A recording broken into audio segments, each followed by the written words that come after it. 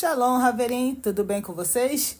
Bom, para quem ainda não me conhece, meu nome é Hadassah, eu sou Morá, professora aqui na AIN, Aliança Israelita Natsiratim, e hoje nós vamos estar iniciando uma nova série aqui no nosso podcast. E essa série, né, ela tem como título Voltem para o Cristianismo. Se eu pudesse melhorar ainda mais esse texto, né, ou este título, eu diria: Israelitas, voltem para o cristianismo. Mas calma, não saia daqui, porque de fato isso é só uma provocação e você vai entender, tá bom? Longe de mim estar dizendo para você deixar de fazer techuvá. Essa não é a proposta. Então vamos lá. Na série de hoje, nós vamos estar, como diz uma haverá, nós vamos estar iniciando com o pé na porta. E vamos estar falando de um tema extremamente, além de relevante, mas também muito controverso no nosso meio. Então vamos lá. Quando eu falo para a gente voltar, né, para o cristianismo, a primeira coisa que precisa ficar claro é o seguinte, que a Bíblia que nós temos em mãos, tá ok? Não importa qual é a versão que você tenha, ela é uma Bíblia escrita por judeus, para judeus e num contexto óbvio que judaico. Quando tudo que a gente vê na palavra, ela não tem como finalidade invalidar aquilo que o Eterno mencionou na sua Torá. Então, erroneamente falando, porém, apenas a título falando pedagogicamente, aquilo que é chamado de Antigo e Novo Testamento, na verdade não existe, porque a Torá do Eterno é uma só. Então, quando Yehoshua vem, como estamos carecas de saber, né, lá em Toledote, vai falar o seguinte, que 5,17, né, a Bessorá, popularmente conhecida como Mateus, que Yehoshua não veio para abolir a lei, né, não veio para abolir a Torá, mas para torná-la plena. Então, quando eu trago esse título, né, Voltem para o Cristianismo, o título desta série, o que eu quero falar claramente é: voltemos, tá? Voltemos, eu e você, a praticar e fazer, né? Praticar e fazer é o mesmo, mas só para ficar redundante, de fato, nós precisamos voltar a fazer o que fazíamos e que estava correto, ou voltarmos a fazer corretamente aquilo que fazíamos no cristianismo. Então vamos lá. Quando eu quero abordar esse tema hoje, dízimos e ofertas, é muito comum quando nós estávamos no cristianismo, nós vimos pessoas se convertendo e essas pessoas tinham dificuldade de ofertar e dizimar. E aí, passado um tempo, então, elas começam a ofertar e dizimar. E alguns de nós, por ter passado e ter visto algumas discrepâncias e até mesmo atos antibíblicos, né, dentro do contexto judaico, e nós passamos a fazer techuvá, alguns vão para o extremo. Que extremo é esse? Bom, uma das colocações feitas e que não está errado nós não precisamos dizimar mais. Sim, é correto, nós não precisamos dizimar mais. Mas falaremos disto daqui a pouco. Então vamos lá.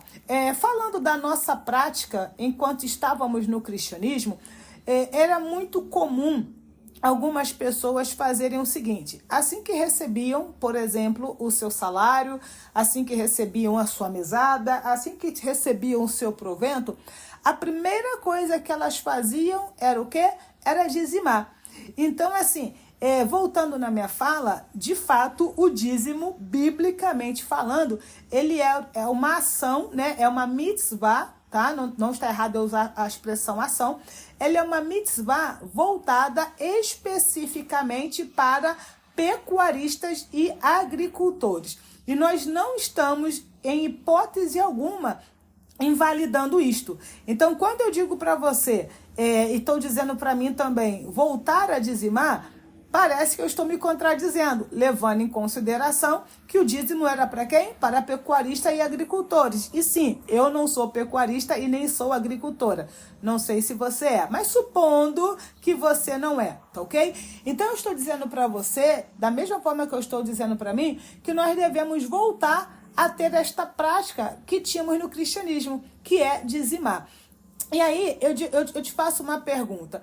Abraham, né? Ou melhor, eu já coloco para você, Abraham deu o dízimo de tudo. Mas calma aí.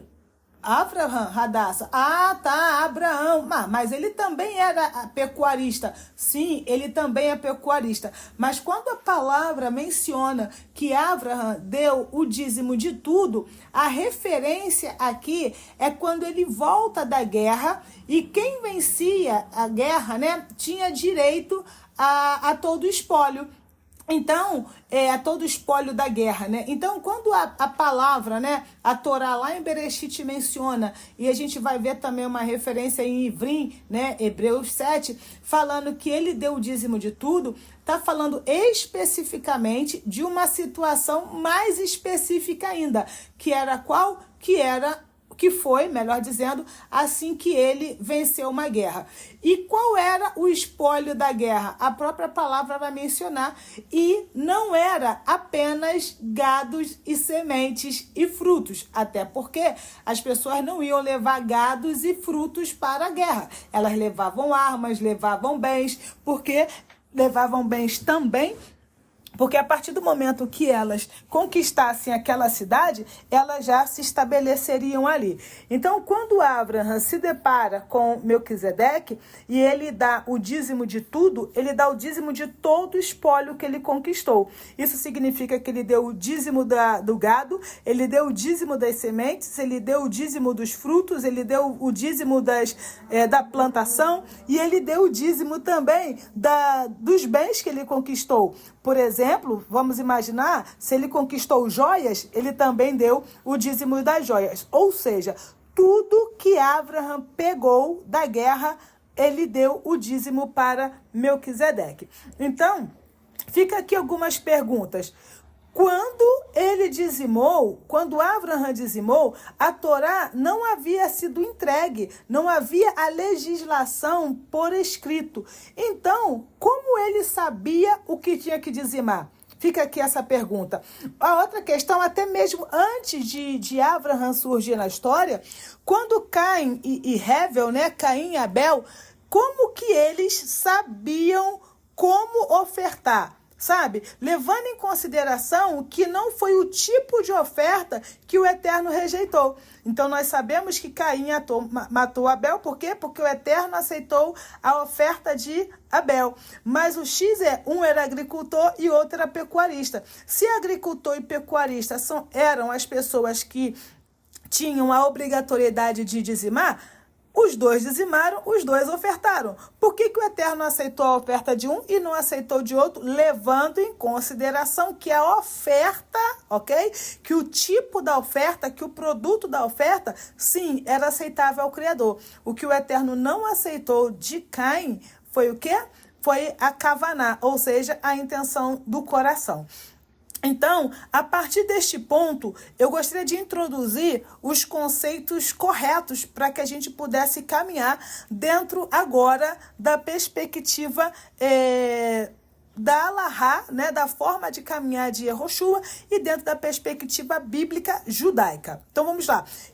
A palavra oferta, ela é, na verdade, terumá. Então, terumá é algo que eu separo, que você separa para dar como oferta voluntária ao Criador. Qualquer coisa, mas é qualquer coisa mesmo, que você diga assim, olha, eu vou separar isso daqui para dar de oferta ao Criador. Isso é uma terumá. E aí, por exemplo, eu já falei isso num shiur. Quando eu compro algo novo, primeiro eu quero usar num Shabat. Então, de alguma forma, eu estou reservando aquilo como uma terumá, como uma oferta ao Senhor. Como, por exemplo, todos os lares judaicos fazem isso, compram uma comida específica, né, para fazer no Shabat. Então, isso é uma terumá, é uma oferta dedicada ao Senhor. Eu vou separar aqui R$1 para dar de oferta. Isso é terumá, é algo que eu possuo e quero dar ao Criador. E isso é voluntário. Agora, A outra expressão correta é maaser. O que é o maaser? Maaser não é o dízimo dentro da perspectiva cristã, porque dentro da perspectiva cristã, o dízimo é apenas dinheiro, ou seja, só é dízimo se for dinheiro.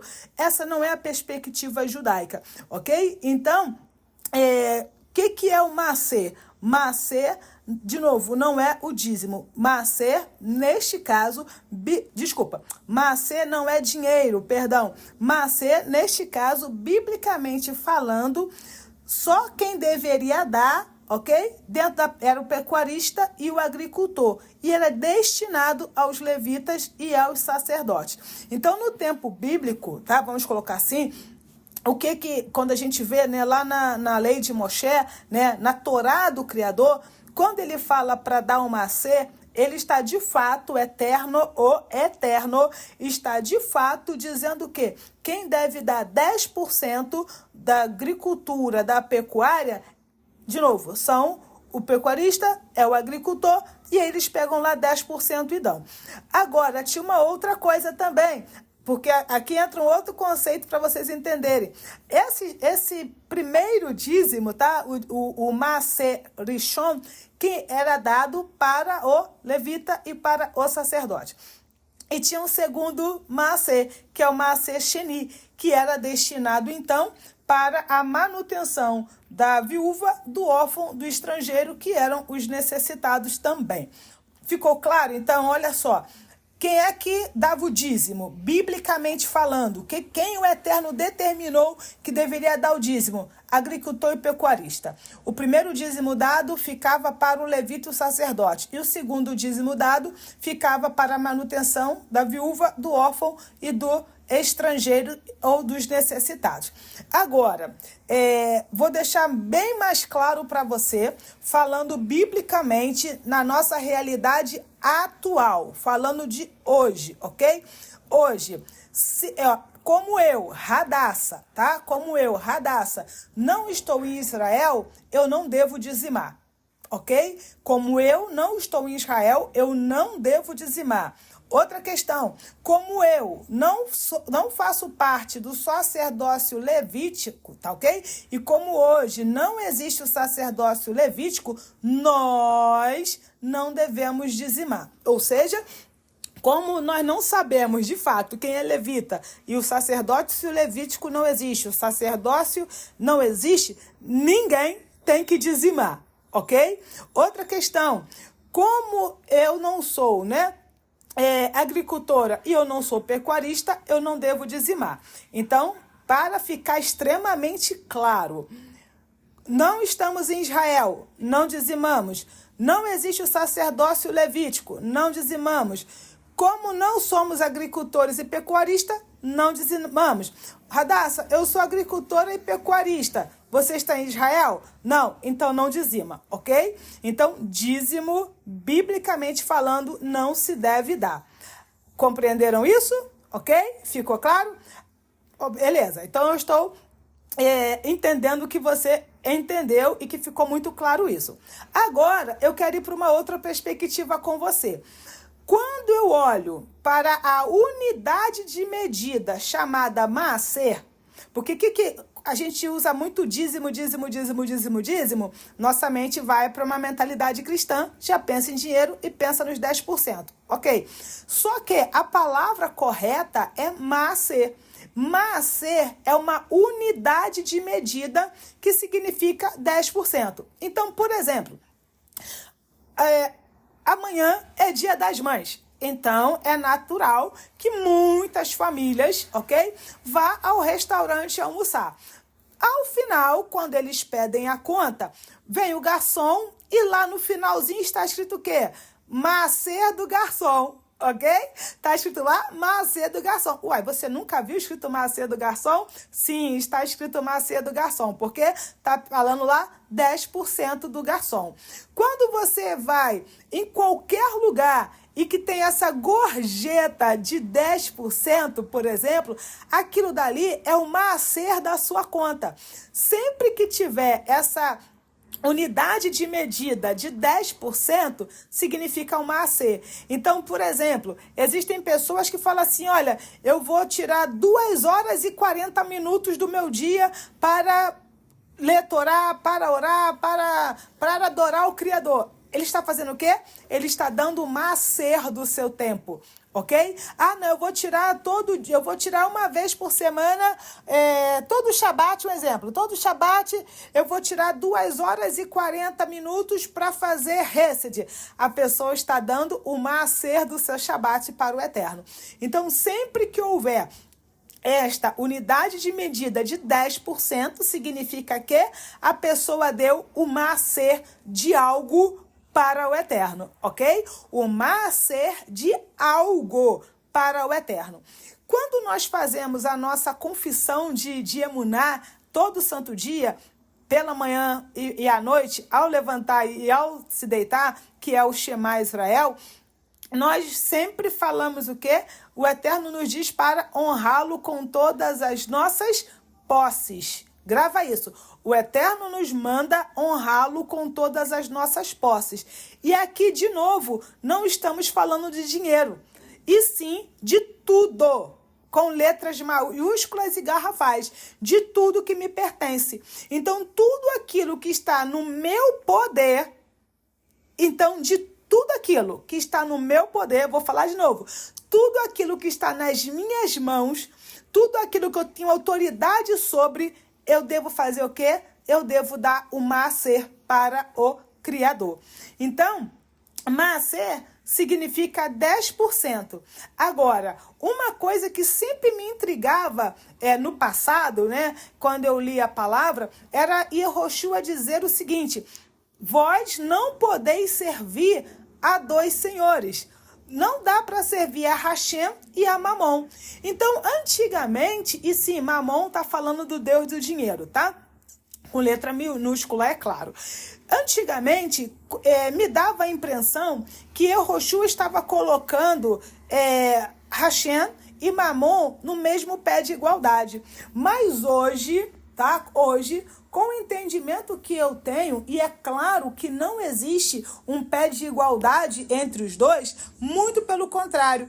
Para mim, o que é claro é que a intenção dele não é colocar isso no sentido de pé de igualdade, e sim, como ele mesmo disse, aonde está o nosso coração, ali estará também o nosso tesouro. Ou seja, quando Yehoshua diz, vós não podeis servir a Mamon e a Hashem, Yehoshua não está colocando Mamon e Hashem no mesmo pé de igualdade, muito pelo contrário.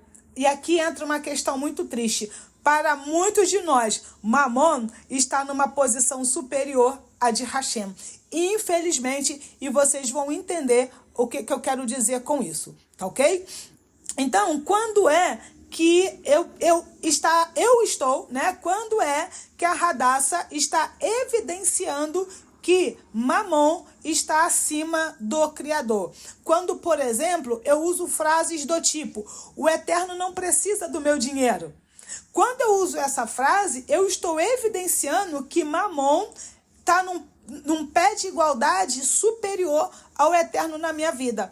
Outra frase também, o Eterno não precisa da minha oferta. Então, quando eu digo isso, de igual forma, é uma desculpa esfarrapada que eu estou dando para dizer, olha, o Eterno não precisa da minha oferta, então eu não vou ofertar. O dízimo, aí outra frase que também dizemos, o dízimo era para pecuaristas e agricultores. E aí, meus queridos, o pior de tudo é que todas essas frases que eu, Hadassah, você com certeza nunca disse isso e nem vai dizer, o pior de tudo é que estas frases, elas estão repletas, elas estão repletas de verdades e, sim, você não entendeu errado. Por quê? De fato, o Eterno não precisa do meu dinheiro, de fato, o Eterno não precisa da minha oferta, e sim, eu não sou agricultor e pecuarista, eu não tenho que dar o dízimo. Aqui eu estou falando dízimo de propósito. Eu não tenho que dar o macê. Só que Shaul Hachalia, ele fala uma coisa extremamente relevante lá em Efésios 4,17. Não que eu esteja procurando ofertas, Desejo, porém, o que for creditado na conta de vocês. Então, quando eu, aspas, dou do meu dinheiro para o eterno, quando eu dou a minha oferta para o eterno e quando eu dou o meu macê para o eterno, quem precisa dessas três coisas não é o eterno, sou eu. Porque quando eu dou, aspas, o meu dinheiro ao eterno, quando eu oferto ao eterno e quando eu dou meu maaser ao eterno, isso tudo é creditado na minha conta. E aí, só para deixar claro, o dinheiro não é meu, porque eu não tenho nada.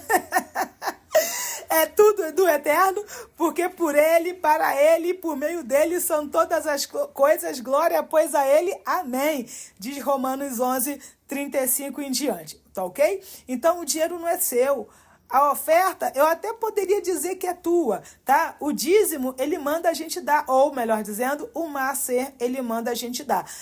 Isso não tem... Aí, quando a gente fala que o dízimo, né, que o maaser é para agricultor e pecuarista, de novo, você não está errado, mas a gente está falando do Pichat.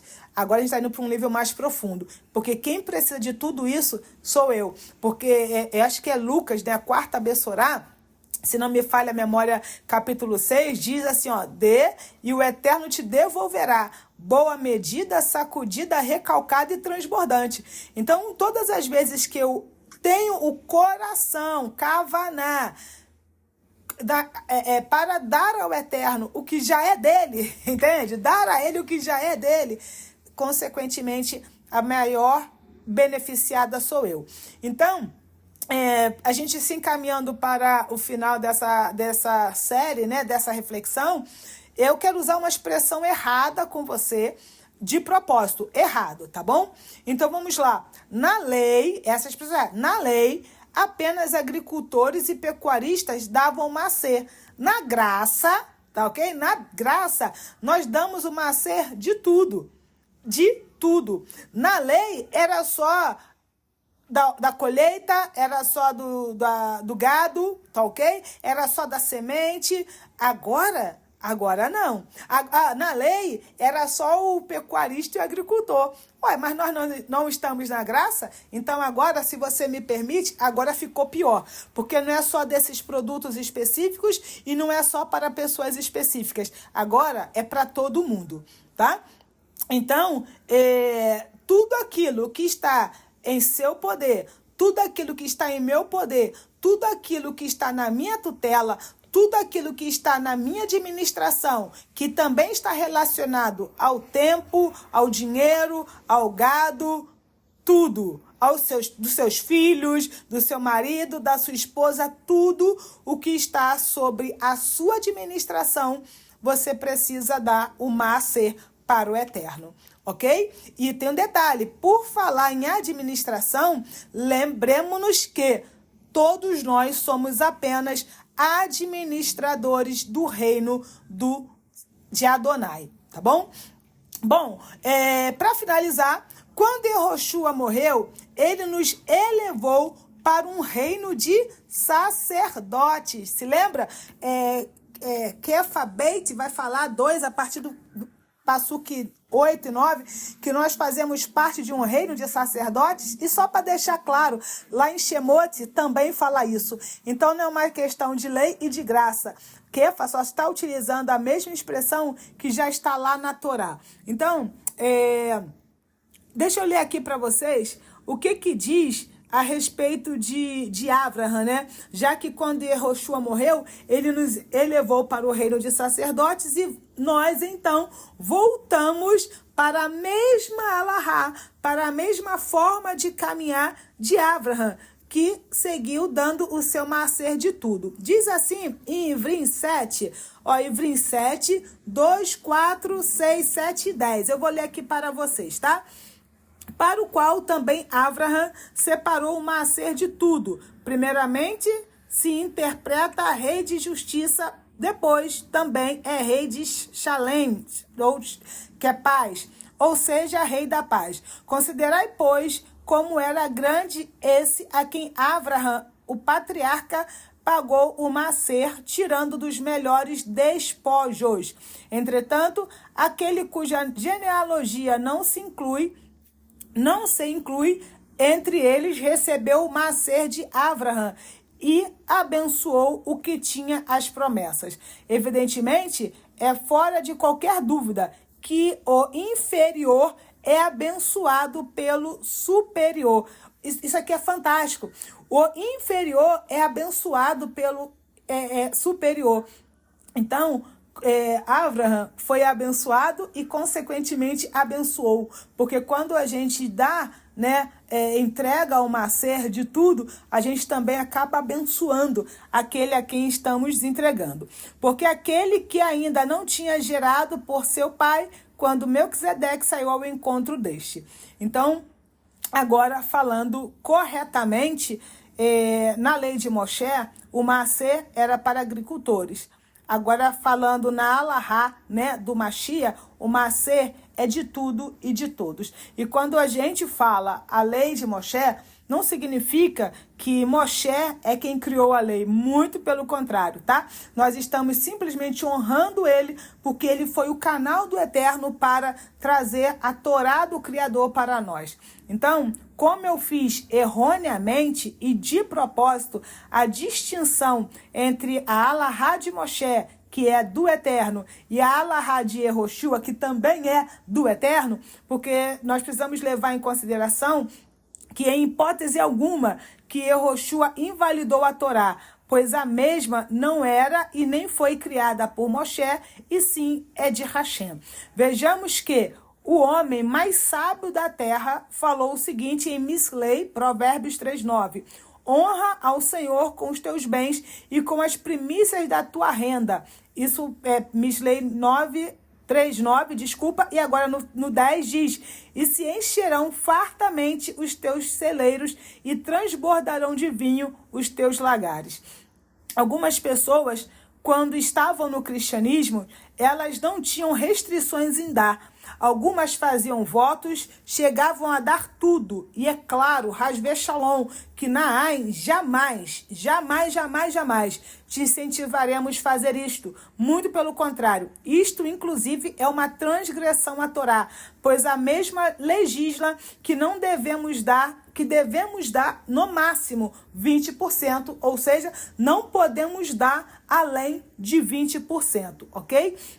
Então, por que isso dá mais do que 20%? Claro que há situações muito específicas que às vezes a gente pode até chegar a 30%, mas o dar tudo, sabe, a ponto de ficar, correr riscos de ficar sem nada em casa, sem nada para sua família, isso é uma transgressão da Torá. Por quê? Porque o próprio Yehoshua disse: não tentarás Adonai, tá bom?